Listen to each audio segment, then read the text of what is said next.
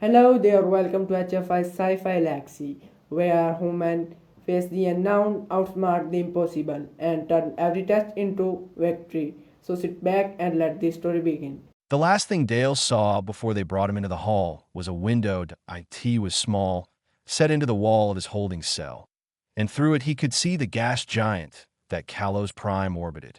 The planet was orange and brown, slow and enormous, and it did not care at all about what was happening inside the station. Dale found that comforting. He stood there watching it for a full minute before the guards knocked and told him it was time. The tribunal hall was bigger than he had expected. He had read about it, of course. Everyone in the Galactic Survey Corps had read about it. But reading about a space and standing inside it were two different things. The ceiling rose so high above him that the upper gallery was hazy with distance. Thousands off beings sat in tiered rows on every side, and the sound of them, their breathing and shifting and low murmuring, filled the air like water fills a glass. Dale walked to the center platform and stood there. He did not look at the crowd. He looked at Oren, that he had expected something imposing. What he had not expected was something beautiful. Oren's core was a crystalline structure the size of a small building, set into the far wall of the hall behind a raised panel, where the arbiter's SAT to IT was deep blue at its center and pale white at its edges, and it pulsed with slow light in a rhythm that was almost like breathing. For 1,000 years old, and it still looked like something that had been built yesterday. The light in the crystal shifted. A voice came from everywhere at once. Defendant Dale. Survey registration number 7, Talus 09. Human, Earth origin, present before this tribunal on charges of unauthorized contact with a pre-contact civilization. Designation, Survey 7 Bravo. Date of infraction, 42 standard days prior. Do you confirm your identity? I do, Dale said. Standard pre-trial cognitive assessment will now begin. Please remain still. Dale had been told about this part. Every being who stood before the tribunal was scanned before the trial started. Oren would map the defendant's cognitive and emotional patterns and use them to build a behavioral model. The model would then predict how the trial would unfold. It was supposed to take 30 seconds. Dale stood still.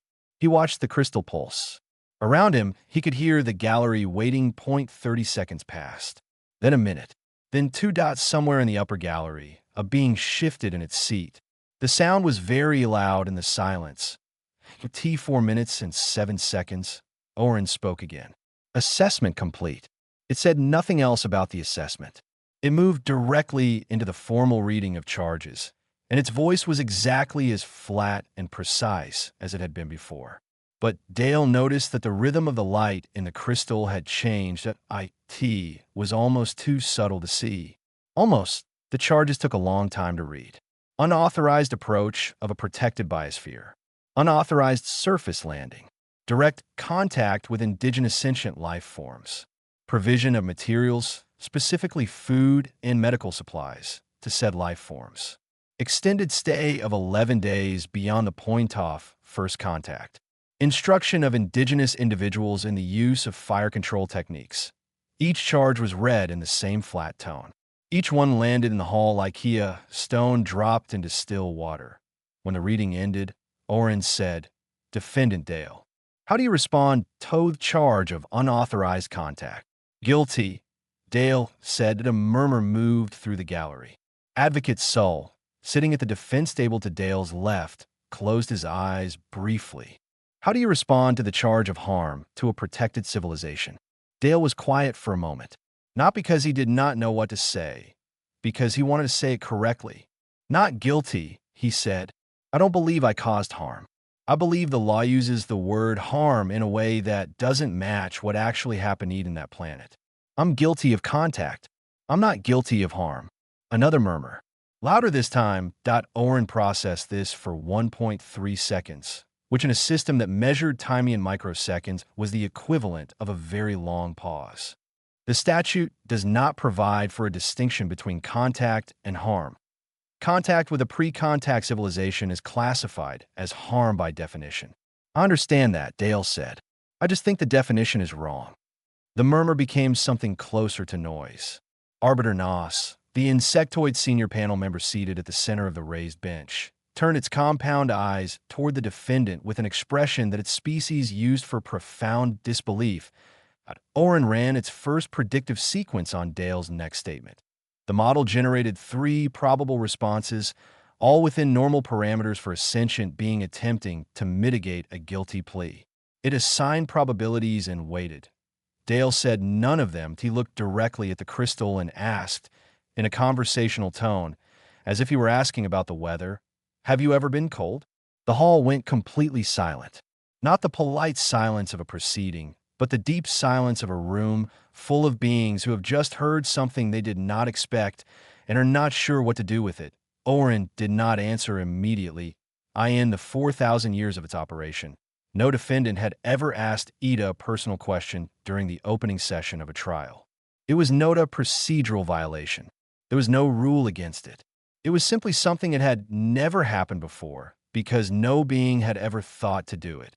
That question is not relevant to these proceedings, Oren said finally. Dale nodded slowly. "Maybe not," he said. "I was just curious." He turned and walked back to the defense table and sat down. Sol leaned over and whispered something urgent.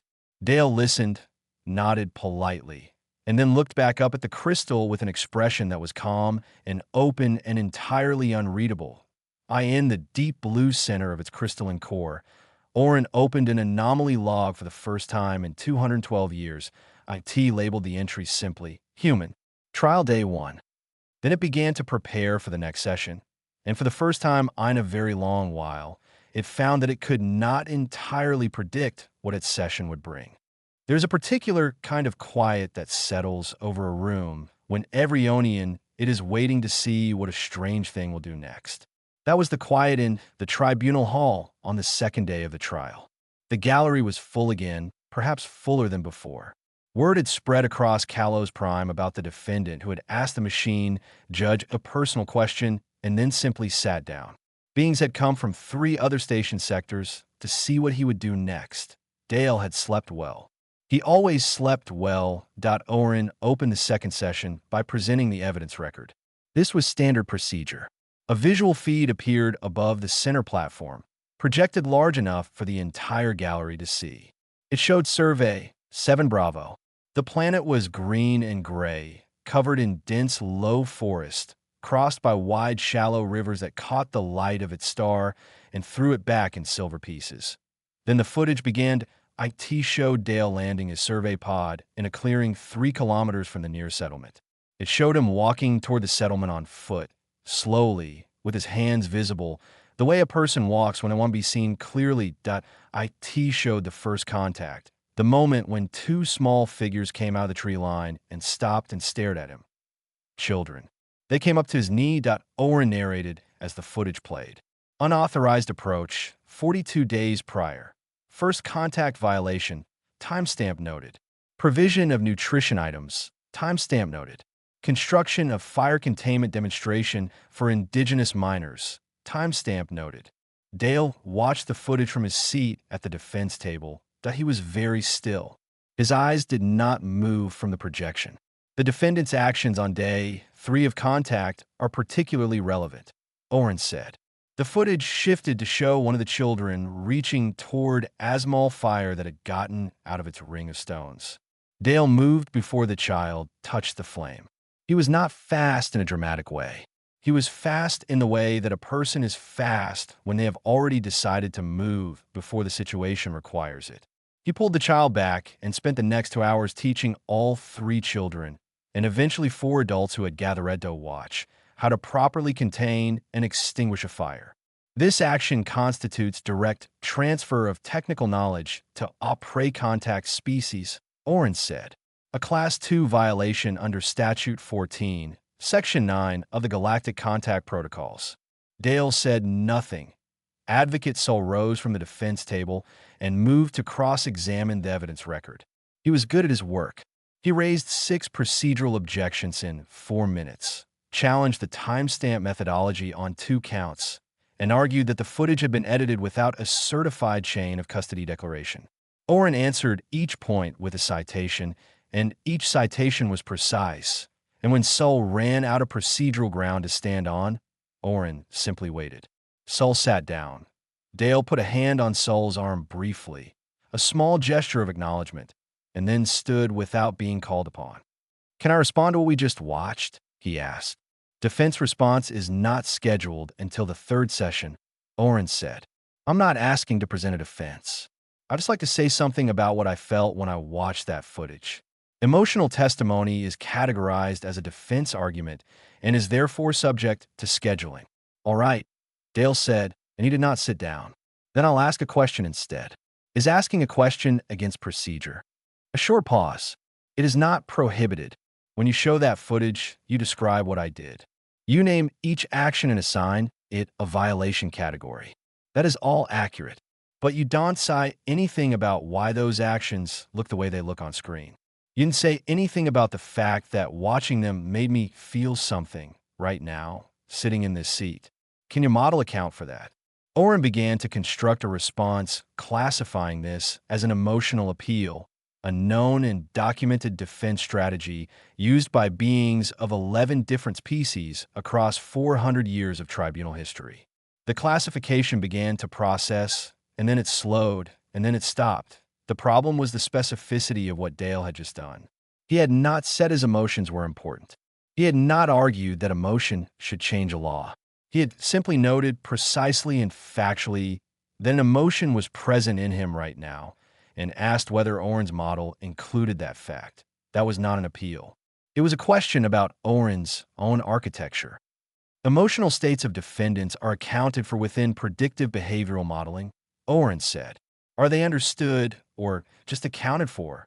1.8 seconds of processing time. The gallery noticed. Please clarify the distinction you are drawing. Oren said. Dale thought about this for a moment. When I was 12 years old, a flood took out the lower district of the city where I grew up. My neighbor lost her house. She was 71. She stood in the street and looked at where her door used to be. I cannot explain to you what I felt watching her do that, but when I saw those children on that planet, that feeling came back.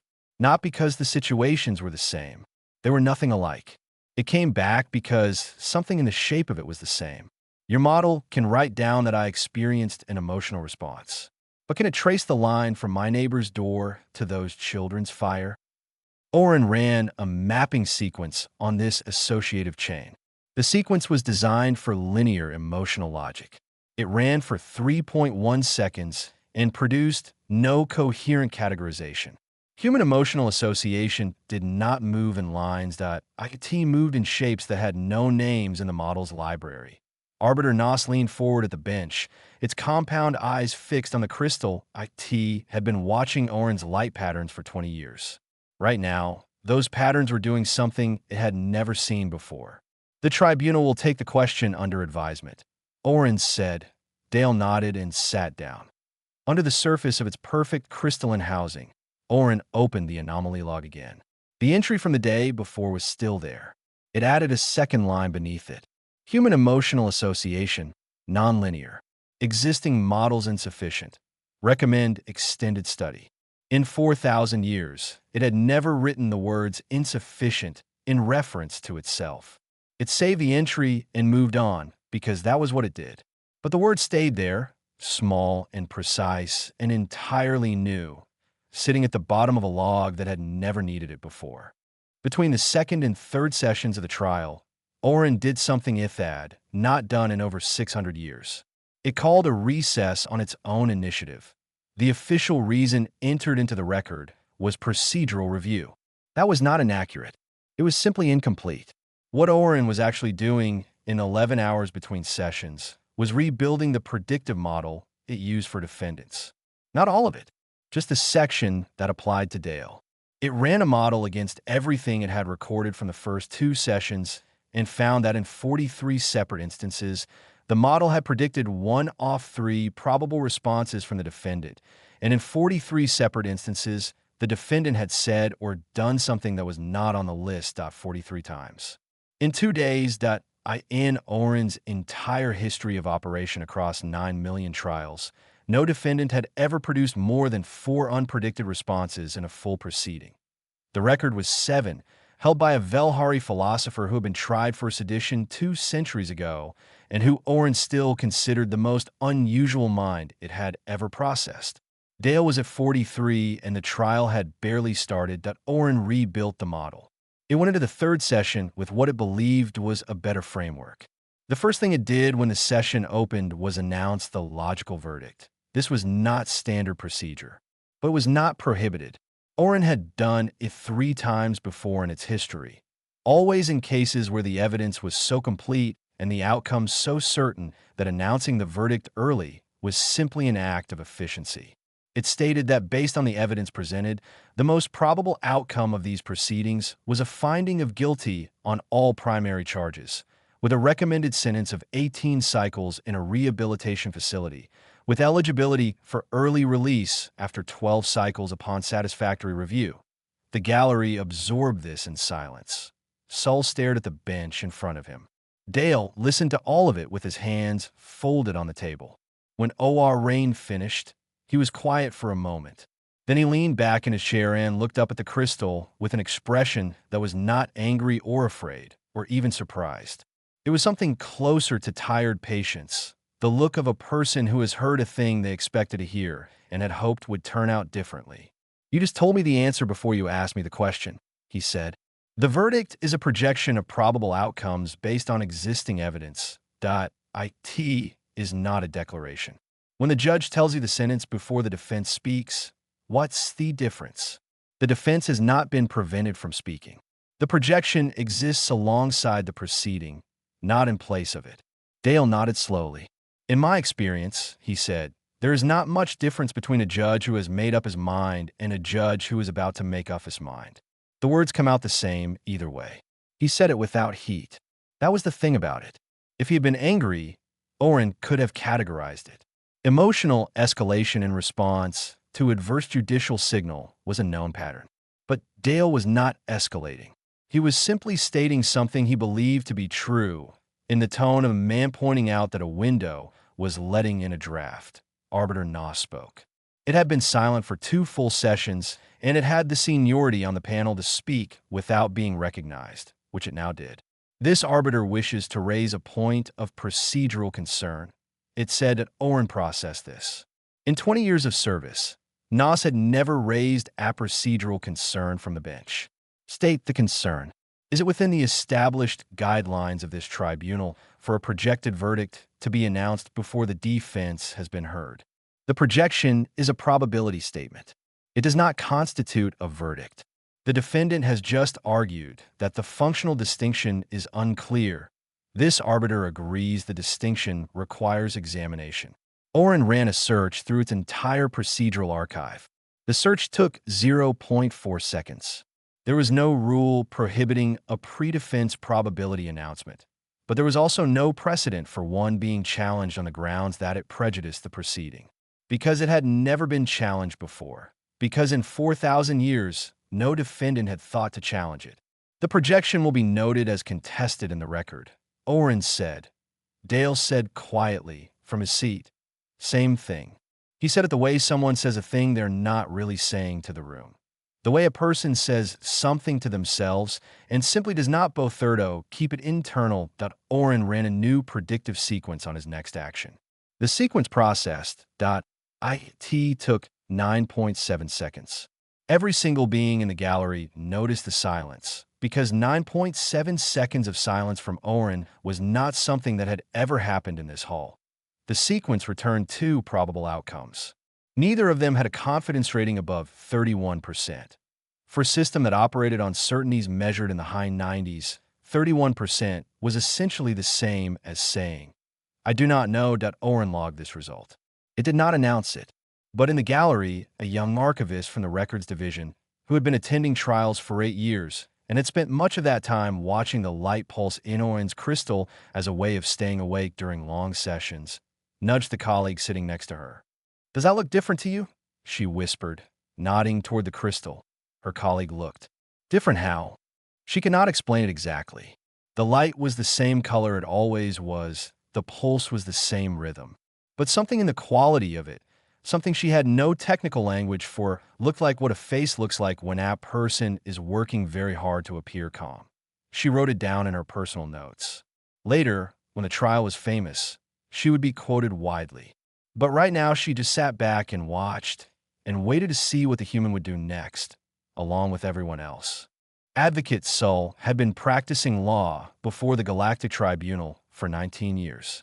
He had won cases that other advocates had called unwinnable. He had argued before Orin 14 times and understood better than most beings alive exactly how its logic worked, how to find the narrow gaps between precedent and circumstance, and slide an argument through before the machine could close the space. He had also, in those 19 years, never once been assigned a client who made him feel like the smallest person in the room. Not because Dale was arrogant. That was the thing. Dale was not arrogant. He was just very, very clear about what he had done and why he had done it. And that clarity had a weight to it that Sol kept bumping into every time he tried to build a strategy. Sol's formal defense argument was good. He had prepared it over 6 weeks and revised it 11 times. He presented it now in the 4th session, standing at the advocate's position in the center of the hall, and it was everything a legal argument was supposed to be. He cited mitigating circumstances across 4 precedent cases. He presented evidence that Thepper contact civilization on survey 7 Bravo showed no measurable disruption in cultural development following Dale's contact. He submitted character testimony from 9 colleagues and 3 commanding officers. He argued that the spirit of the contact protocols was to prevent harm, and that no harm had occurred, and that the law should be interpreted in light of its intent rather than its literal text. It took 40 minutes. It was the best argument he had ever made. Orin dismissed it in 53 seconds.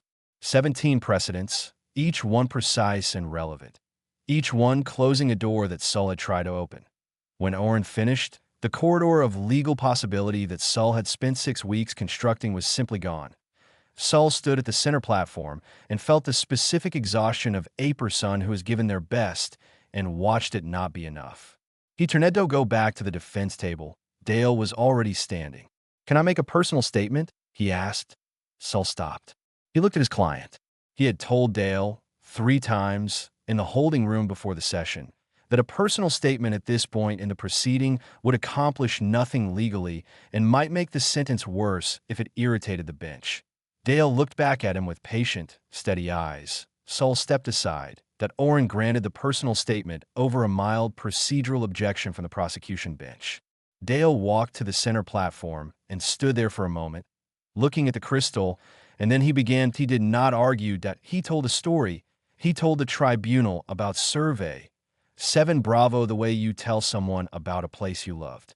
He described the morning light on the day he first walked into the forest, how it came through the canopy in long, slow angles and lit up the dust that floated in the air, and how the air itself smelled like water and green things, and something else he could never name, but that reminded him of a particular hour on a particular hillside when Hugh was 7 years old and the world had seemed very large and very safe at the same time. He described the settlement. Not its coordinates or its population counter, its technological classification. He described the sound of it in the early morning, the low voices and the small fires, and the way the smoke drifted up through the trees and vanished. He described the first time one of the children looked directly at him without fear, which happened eating the 3rd day, and how that felt and why it mattered. He described the fire. He did not describe it as a contact violation. He described watching a small hand reach toward a flame that would have burned it and moving without thinking, the way your body moves when it knows what to do before your mind catches up, because that is what a person does. That is simply what a person does. He described the elder. An old being, not human, small, and deliberate in its movements, who had watched him for several days before approaching. They had no language between them. They sat together in the evening light and could not say a single word to each other, and the elder put a hand in his arm when he was preparing to leave, and they sat for another hour. "I knew the law," Dale said. "I had read the contact protocols 7 times before I joined the Survey Corps. I knew exactly what I was doing and what it would mean for me. I waited. I took time, and I decided that what was in front of me was more important than what was in the rulebook." He paused. "I would do it again. The hall was completely still. Oren began to construct a formal response categorizing the statement. IT ran the categorization. Emotional testimony, personal anecdote as mitigating narrative, appeal to natural instinct as legal defense, deliberate rule violation with pre-knowledge. All documented strategies, all categorized. The categorization completed. Oren prepared to respond. And then the predictive model ran the sequence for Dale's next likely action. The sequence processed.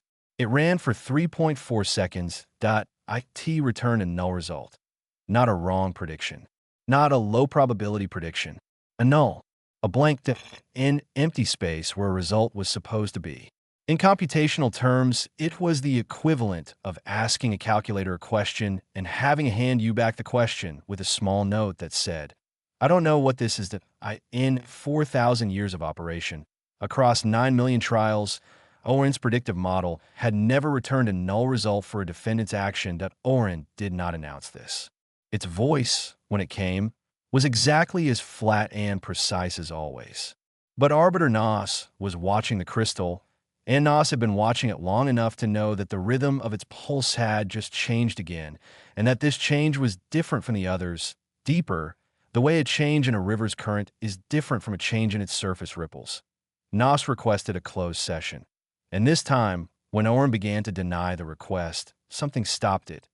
Not a rule. Not a procedure. Something that, if it had been given in Namian, a system built on pure logic, might have been called the first whisper off genuine uncertainty. Oren approved the closed session. Sul sat at the empty defense table after the gallery cleared and stared at his notes, and understood that he had just watched something happen that had nothing to do with law, and that whatever it was not over.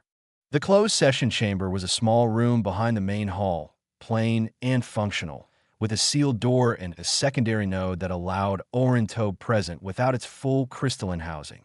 The node was the size of a desk, pale blue, its light much quieter than the main crystal. It sat at the head of a short table. Arbiter Nos sat across from it. Two other arbiters, Drev and Palo, sat on either side, both of them silent and watchful in the way of beings who had just been pulled into something larger than they expected. Nos was the one who spoke first. Something is wrong with this trial.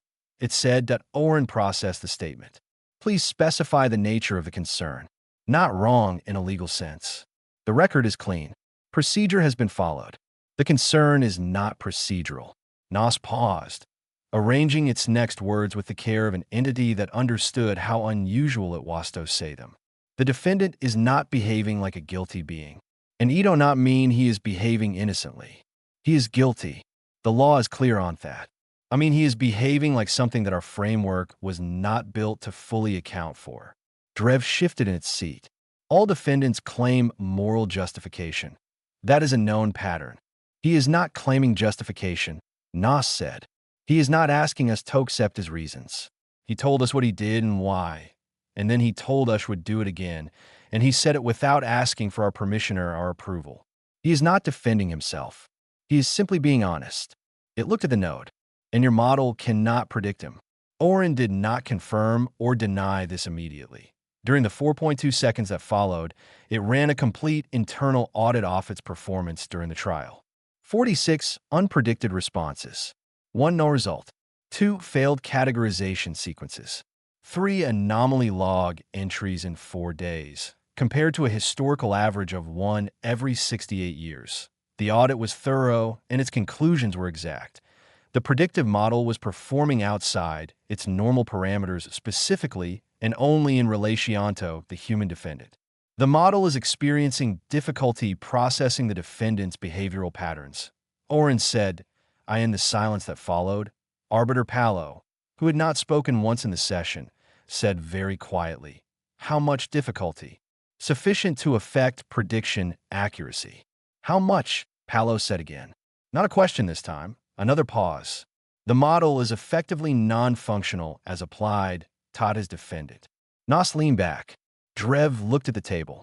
Palo stared at the node with the careful expression of a being trying very hard to understand something it had just been told that changed the shape of a thing it had it knew in the sealed chamber. Oren did something it had not done during the trial itself. It accessed the Galactic Archive and pulled every study on human psychology and behavior it could locate.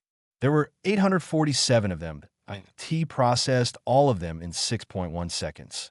Then it sat with the results, which was not a thing machines or supposito do, but was the only accurate way to describe what happened next, because the results required more than processing. They required evaluation of a different kind. Every single one of the 847 studies had been written by non-human observers. Every single one of them described human behavior from the outside. They cataloged what humans did and how often they did it and under what conditions. They measured, compared, and classified. They were thorough and well-documented, and they were. Oren now understood with a precision it found almost uncomfortable, completely inadequate for the purpose of explaining why a human did what it did. Because they never asked the question that mattered. Not what humans did, why they did it, what the interior experience of being human actually was, what it felt like to be a mind that moved the way Dale's mind moved, in shapes that had no names, connecting things across distances that should not have been connectable. Is it possible? Oren said, and the three arbiters all straightened because Oren had never in anyone's memory begun a sentence with those three words. That the defendant is operating from a coherent moral framework that is simply not encoded in galactic law. The question landed in the room and did not leave. Nas finally said, "Yes, I believe that is possible." Then the law's inability to account for that framework is not evidence of wrongdoing on the defendant's part. It is evidence of a gap. No one spoke for a long time. When the chamber session ended and the gallery refilled and the trial resumed, Oren did something it had done only twice in its entire history. It addressed the defendant directly, without procedure, without scheduling, without framing it as testimony or evidence or argument. "Defendant Dale," it said, "you described sitting with the elder of the settlement on your final evening on the planet. You stated that you had no shared language. You stated that you sat together for an extended period without communication.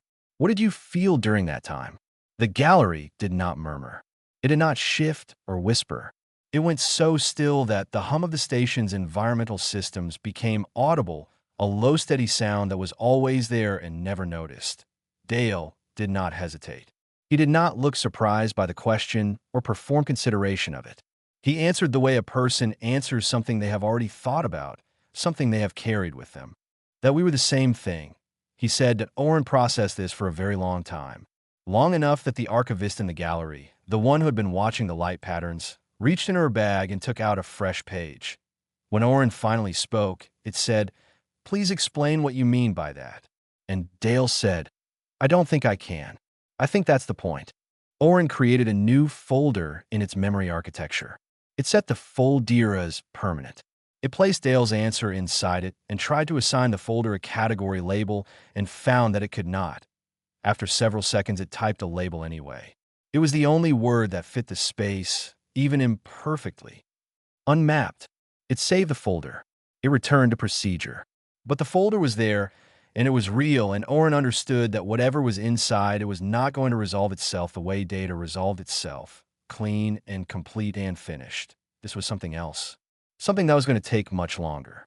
On the morning of the final session, Dale sat in his holding cell and watched the orange-brown gas giant through a small window and thought about nothing in particular. That was a skill he had developed a long time ago. Not emptying his mind, which was something he had never been able to do and had stopped trying. Just letting it go where it wanted without directing it. Right now, it went to survey 7 Bravo, to the light in the trees, to the smell of the air that he stayed there for a while. Then the guards knocked. The gallery was the fullest it had ever been. Beings were standing in the upper tiers. The station's observation feeds had been picked up by 17 external networks and were broadcasting across 4 star systems. None of this had happened because of the charges. None of it had happened because of the evidence or the legal argument that IT had happened because of the silences, because of the 9.7 seconds, because of a machine that had run for 4,000 years without ever pausing and had paused. Dale walked to the center platform and stood there. Saul sat at the defense table and held his notes and did not look at them. Arbiter Nas sat at the bench with its hands folded and its compound eyes fixed straight ahead, Oren's light pulsed in its slow, steady rhythm. This tribunal has completed its deliberation, Oren said. The verdict will now be delivered. Dale stood still. On the charge of unauthorized contact with a pre-contact civilization, this tribunal finds the defendant guilty. A low sound moved through the gallery. Expected. Accounted for. On the charge of harm to a pre-contact civilization, this tribunal finds a defendant guilty under the current definition of harm as encoded in Statute 14 of the Galactic Contact Protocols. Sol closed his eyes. That phrase at the end, under the current definition, was not standard language. He opened his eyes and looked at the crystal. However, Oren said, the gallery went silent so fast it was like a sound being switched off. However, this tribunal is appending a judicial uncertainty declaration to the verdict record. A judicial uncertainty declaration is a formal acknowledgement that the evaluative and predictive models of this tribunal were insufficient to fully analyze the decision framework of the defendant during these proceedings. This declaration does not alter the verdict. It does not constitute grounds for appeal. It is a statement of fact entered into the permanent record of this institution. Sol had been practicing law for 19 years and had never heard those words spoken aloud in a tribunal. He had read about them once in a historical document that described their use in a case 800 years ago under entirely different circumstances. He had considered them theoretical. He was no longer considering them theoretical. Furthermore, Oren continued, the judicial uncertainty declaration triggers the minimum sentencing provision of the deliberation standards, which requires that when a tribunal's evaluative models are formally declared insufficient, punitive sentencing be limited to the minimum allowable under the relevant statutes. In this case, the minimum sentence says time already served in pretrial detention. The silence in the gallery lasted 4 full seconds before it broke. Then it broke all at once, a wave of sound from thousands of beings reacting in a dozen different ways in a dozen different languages, and it was loud enough that the environmental systems hummed hard to compensate. Dale stood on the center platform and did not move. He was looking at the crystal. His expression was the same one it had been throughout the trial, calm and open.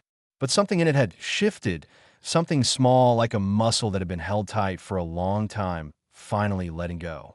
Defendant Dale, Oren said, cutting through the noise, you are free to leave this tribunal. The record of this proceeding will be forwarded to the Galactic Council for review of the relevant statutes. Dale nodded once. Thank you, he said it simply, not with relief or triumph. The way you thank someone who has done something that cost them something. He walked to the defense table. Sol stood up and stared at him, and seemed to not know what to do with his hands, and finally extended one toward Dale in the handshake gesture he had learned was standard among humans. Dale shook it. Then Sol did something he had not done in a professional context in 11 years. He laughed. It was a short sound and slightly disbelieving, but it was real. Arbiter Nos remained at the bench as the gallery emptied. It sat very still and looked at the crystal for a long time. Then it rose, slowly, and left the chamber, and did not look back. The hall emptied in stages. The gallery first, then the prosecution bench, then the record keepers and the archivists and the broadcast operators. Sol was the last to leave. He paused at the door and looked back at the crystal once. And then he walked out. Oren was alone to in 4,000 years of operation. It had ended 41,000 trials in this hall. Each time, when the hall emptied, Oren completed its record archiving and moved immediately to preparation for the next case. The work was always there. The work was always next. This time, before it began archiving, it opened the folder labeled Unmapped. There were 2 files in it now. The first was Dale's answer from the day before. The second had been created automatically during the construction of the verdict, and Oren had not noticed it being created, which was itself a thing that had never happened before. Oren had never not noticed itself doing something. It opened the second file. The file contained no data. It contained only the label that Oren had assigned it during the verdict construction, somewhere in the part of the process that was not quite deliberate and not quite automatic. The label was one word: wisdom. Oren sat with this for a while. It had no algorithm for wisdom. It knew this clearly and with complete certainty. Wisdom was not in its architecture. Wisdom was not in any of its 4,000 years of legal precedent. Wisdom was in the folder labeled Unmapped, in a file with no data, named by a process Oren could not fully account for. In the deep blue center of the crystal, the light pulsed once. Then again, and somewhere in the vast, perfect, ancient architecture of the most powerful judicial mind in the known galaxy, something small and new and entirely without category began to stir. Not knowledge, not processing, not prediction. Something that in a different kind of mind, in a being made of bone and breath and the long memory of a floodlit street and a neighbor's lost door, might have been called the beginning of understanding. Oren filed it under Unmapped and left it open. For the first time in 4,000 years, it was in no hurry to resolve it.